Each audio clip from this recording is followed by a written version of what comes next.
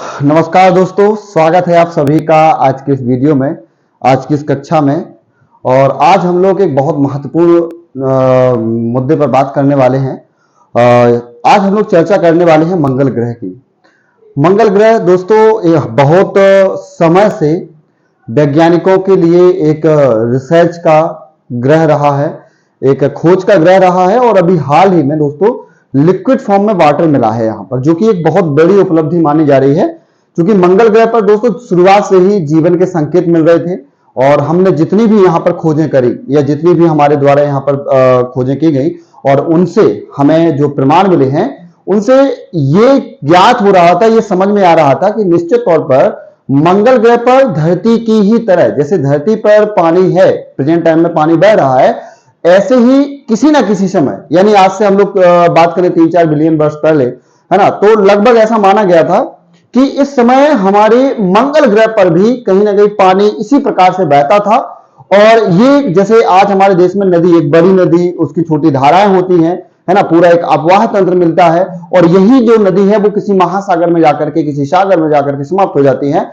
ऐसे ही प्रमाण जो है वो मंगल ग्रह से मिल रहे थे, मतलब एक घाटियां मिल रही थी, नदियों के पानी के बहने का जो है वो स्थान मिल रहा था, लेकिन पानी नहीं मिल रहा था, पानी नहीं मिल रहा था। फिर दोस्तों नासा के द्वारा बहुत सारे ऐसे मिशन भेजे गए, जो अभी हम आने वाली वीडियो में चर्चा करेंगे, कि उस मिशन ने एकदम मानव सभ्यता के लिए या हमारे धरती के लोगों के लिए, स्पेशली वैज्ञानिकों के लिए एक प्रसन्नता का संदेश भेजा है कि मंगल ग्रह पर भी लिक्विड फॉर्म में बहुत सारा पानी, और दोस्तों इतना पानी है, इतना पानी है मंगल ग्रह पर मिला है कि यदि पूरे मंगल ग्रह के चारों ओर उस पानी को फैला दिया जाए तो 2 किलोमीटर तक का जो है मंगल ग्रह पर एक आवरण बन जाएगा पानी का। अब आप समझ जाइएगा।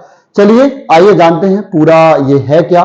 मंगल ग्रह पर तरल पानी की पुष्टि जो अभी हुई है, इससे संबंधित संपूर्ण नॉलेज का हम जो है अध्ययन करने वाले हैं। तो ये मैंने सारा कुछ बता दिया है पिछले हफ्ते general processing of the national academy of sciences में प्रकाशित एक अध्ययन मार्टियन मिड क्रस्ट में तरल पानी में इस बात की पुष्टि कर दी गई है। तो ये जो है मैंने आपको बता दिया था। अभी तक जो है पानी मिलता था, है ना, वो पानी के क्रिस्टल मिलते थे, जैसे हमें चंद्रमा पर भी अभी पानी के क्रिस्टल मिल रहे हैं, ऐसे ही मंगल ग्रह पर पानी के क्रिस्टल मिल रहे थे, जिससे वैज्ञानिकों को आशा थी कि इस ग्रह पर निश्चित तौर पर पानी मिलेगा ही।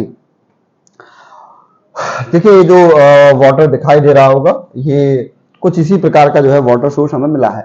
एक अध्ययन रिपोर्ट वॉसन राइट, मैथियास मोसफील्ड और माइकल मंगा द्वारा तैयार किया गया था। मंगल ग्रह पर तरल पानी होने की पुष्टि शोधकर्ताओं को मंगल ग्रह पर जल चक्र को बेहतर ढंग से समझने में मदद कर सकता है।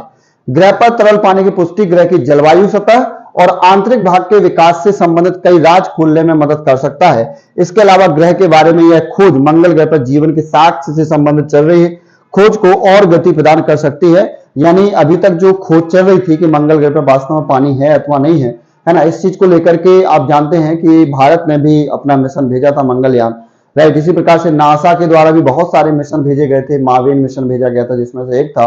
ओके, तो ऐसे बहुत सारे मिशन मंगल ग्रह पर जाते रहे हैं। मंगल ग्रह पर एक जीवन की संभावना जताई जाती रही है, और अब पानी मिलने से वैज्ञानिकों की एक उम्मीद जगी है कि जैसे पृथ्वी पर वायुमंडल है, जैसे पृथ्वी पर वातावरण है, ऐसे ही मंगल ग्रह पर भी क्या हो सकता है, इसके लिए अध्ययन किया गया है। अब अध्ययन कैसे किया गया है, तो मंगल ग्रह पर तरल पानी की खोज से संबंधित अध्ययन के लिए शोधकर्ताओं ने मार्स इनसाइट लैंडर के डेटा का उपयोग किया। नासा का मार्स इनसाइट लैंडर वर्ष 2018 में मंगल ग्रह पर उतरा था, जिसकी कार्य अवधि दिसंबर 2022 में समाप्त हो गई थी। Mars insight lander Mars quick द्वारा निर्मित एक भूकंप मापी यंत्र से सुसज्जित था, जो मंगल ग्रह पर 4 साल की भूकंपीय तरंगों को रिकॉर्ड करने में सक्षम था। अब आप अंदाजा लगाइए दोस्तों कि इसने 4 साल तक, 4 वर्ष की जो है भूकंपीय तरंगों को रिकॉर्ड किया, और इसने लगभग 13,000 से अधिक भूकंपों को, यानी भूकंप का रिकॉर्ड दर्ज किया है। ठीक है, यानी लगभग इसने 13,000 से भी ज्यादा भूकंपों को जो है दर्ज किया है, इसके रिकॉर्ड दर्ज किए हैं। हाँ ये 1300 से अधिक जो है भूकंपों को रिकॉर्ड किया है इसने। शोधकर्ताओं द्वारा इस मंगल ग्रह पर आए भूकंपीय तरंगों का अध्ययन किया गया, जिससे वे ये जानने में सक्षम हुए कि यह भूकंपीय तरंगें मंगल ग्रह के किस सामग्री से होकर गुजर रही थी। शोधकर्ताओं ने भूकंपीय तरंगों का अध्ययन करने के लिए पृथ्वी पर भूमिगत जल तंत्रों और तेल क्षेत्रों का पता लगाने के लिए उपयोग की जाने वाली एक भूभौतिकीय मॉडल का उपयोग किया तथा इसे मंगल ग्रह पर मार्स इनसाइड लैंडर द्वारा एकत्र किए गए डेटा का विश्लेषण के साथ संयोजित किया गया। दोस्तों, जैसे हमारे धरती पर प्लेट आने भूकंप आने के रीजन होते हैं, टेक्टोनिक प्लेट, कि हमारे धरती पर टेक्टोनिक प्लेटें आपस में टकराती हैं या इस प्रकार की जो क्रिया होती है उससे भूकंप के चांसेस बनते हैं। लेकिन मंगल ग्रह पर क्या इस प्रकार की प्रोसेस होती है या किसी दूसरे कारण से यहां पर भूकंप आए हैं?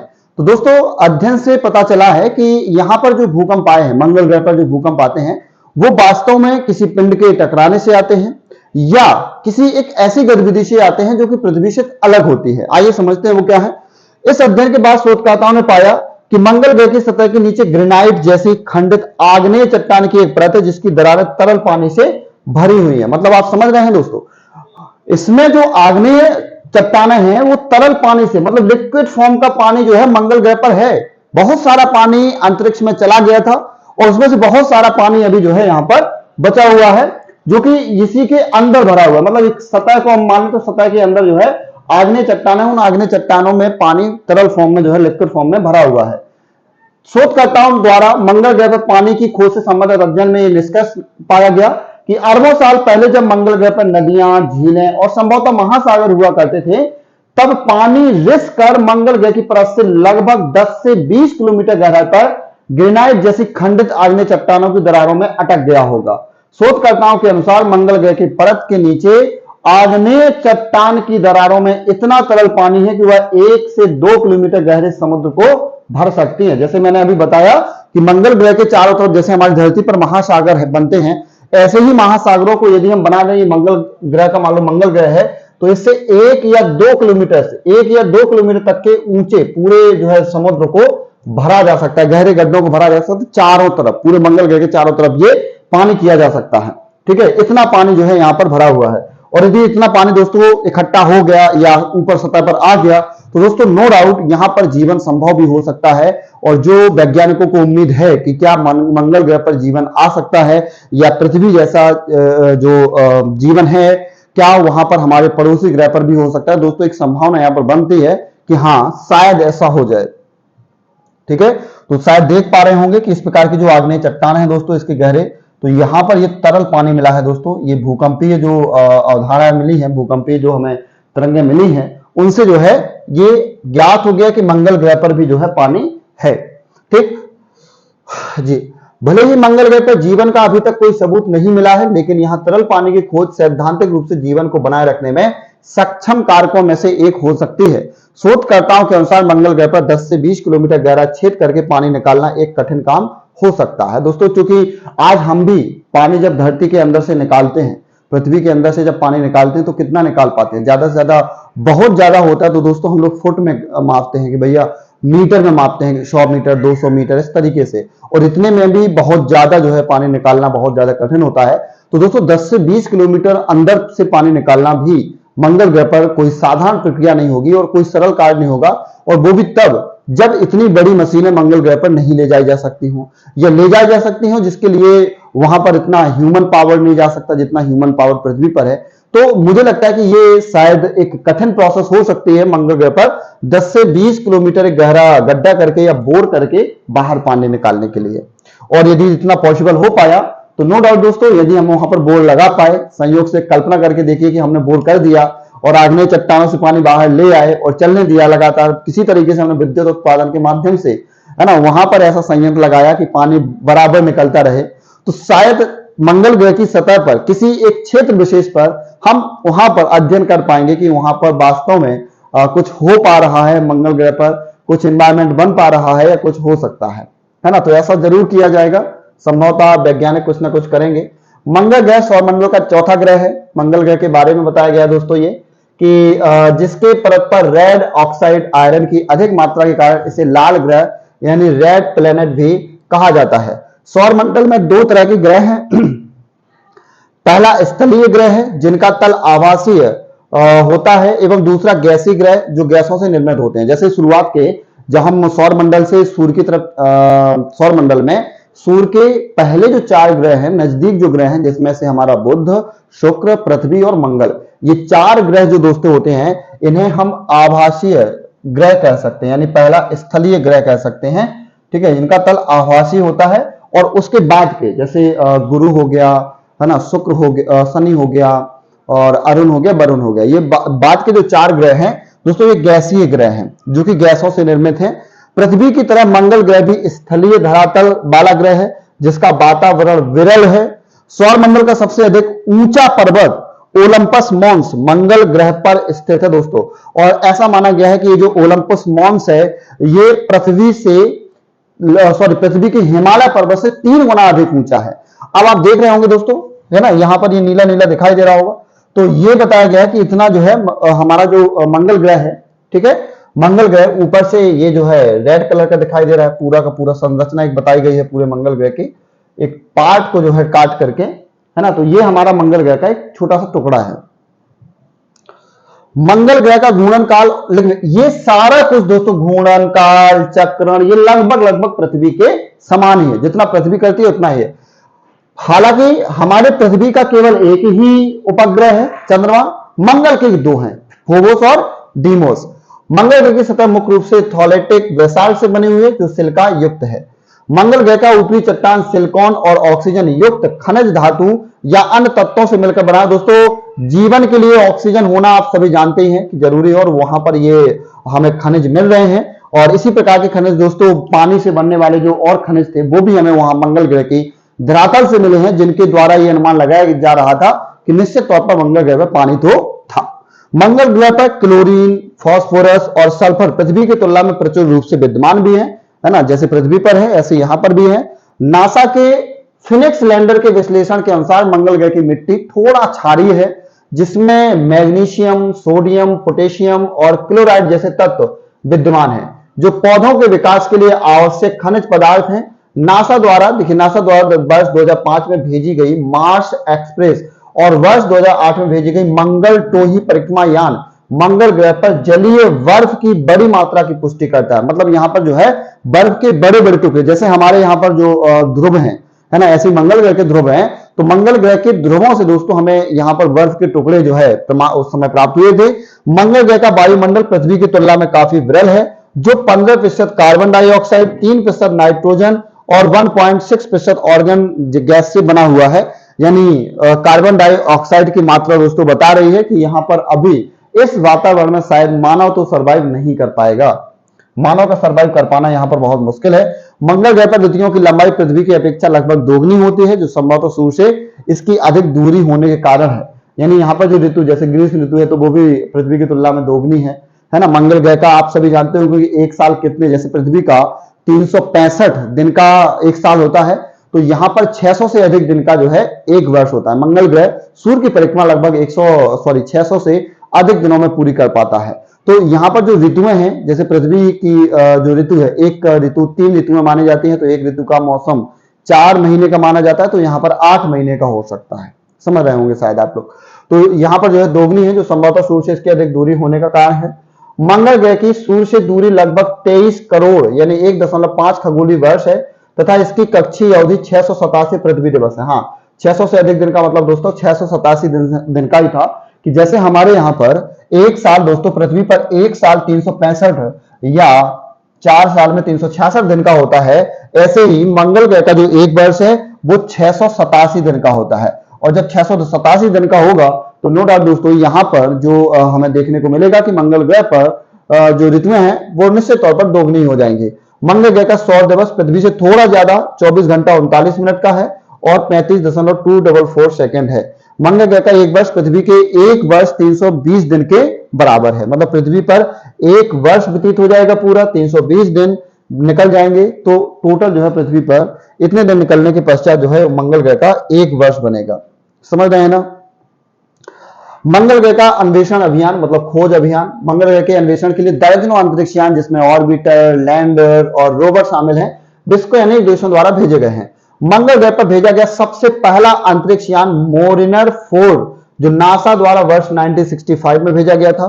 14 नवंबर 1971 को नासा द्वारा मंगल ग्रह पर भेजा गया मोरिनर 9 पहला अंतरिक्ष यान बना जिसने मंगल ग्रह के चारों ओर की कक्षा में प्रवेश किया था। ठीक है, इसी प्रकार से हम लोग देखेंगे कि नासा के अभियान के बाद सोवियत रूस ने 27 नवंबर एवं 3 दिसंबर 1971 को मार्स 2 नामक अंतरिक्ष यान लैंडर के साथ भेजा जो ग्रह पर सफलतापूर्वक पहुंचने के कुछ समय बाद ही संपर्क स्थापित करने में असफल रहा।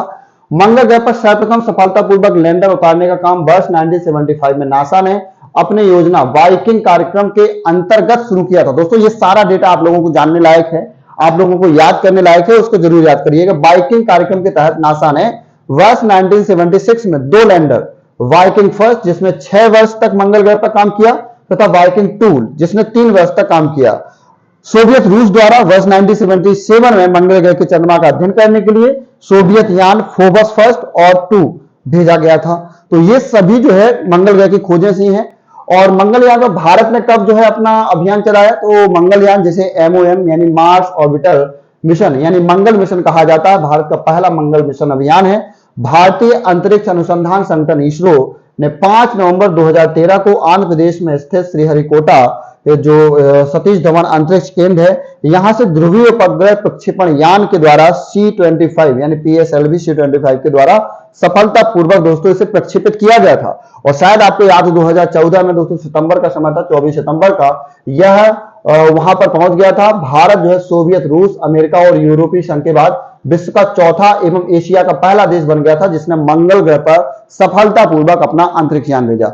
भारत द्वारा छोड़े गए इस मंगलयान का मुख्य उद्देश्य भारतीय रॉकेट प्रक्षेपण प्रणाली, अंतरिक्ष यान के निर्माण और संचालन क्षमताओं के प्रदर्शन के साथ मंगल ग्रह के आगे मिशन के लिए मिशन के संचालन, उपग्रह डिजाइन, योजना और प्रबंधन के लिए आवश्यक तकनीकी का विकास करना भी ये रहा था। यानी हमने जो भेजा वो अपनी क्षमता का प्रदर्शन करने के लिए भी और ये देखने के लिए, ये समझने के लिए कि वास्तव में हम आगे चल करके मंगल ग्रह पर रिसर्च कर सकते हैं या नहीं, इसके लिए भी हमने जो है ये मिशन भेजा गया था। अब भविष्य के जो भारतीय मंगल मिशन है वो क्या हो सकते हैं, तो दोस्तों 2016 में मार्स ऑर्बिटर मिशन 2 की घोषणा की थी, लेकिन इससे